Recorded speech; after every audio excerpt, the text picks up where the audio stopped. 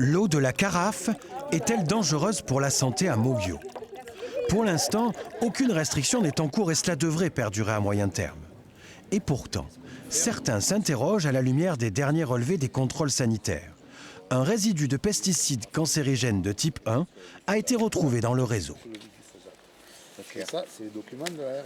Il y a ce pesticide, le chlorothalonil, qui est un pesticide très dangereux, qui est interdit depuis 3 ans et qui se trouve en quantité 6 fois supérieure à ce qu'on peut admettre dans l'eau qui est distribuée au robinet.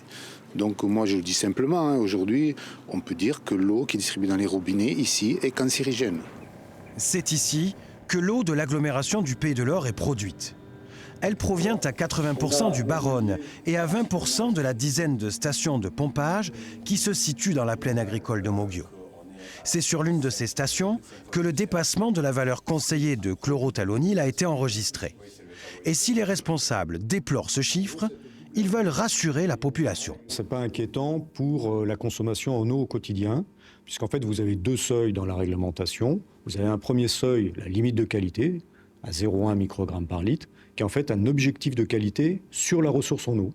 Et après, vous avez un deuxième seuil qui, lui, est beaucoup plus important, qui est la valeur sanitaire, transitoire dans le cas présent, et qui, en fait, a un impact sur la santé humaine. Et on est, aujourd'hui, plutôt vers la partie basse entre les deux limites.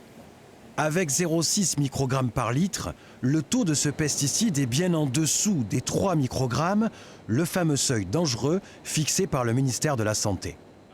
Mais pour ce spécialiste, le compte n'y est pas. Les limites fixées sont très insuffisantes.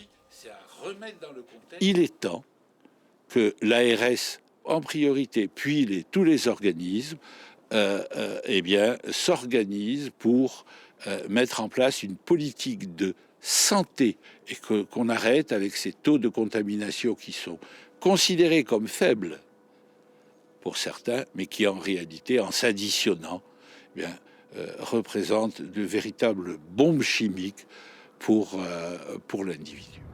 Si l'origine agricole de cette pollution fait peu de doute, elle soulève une question.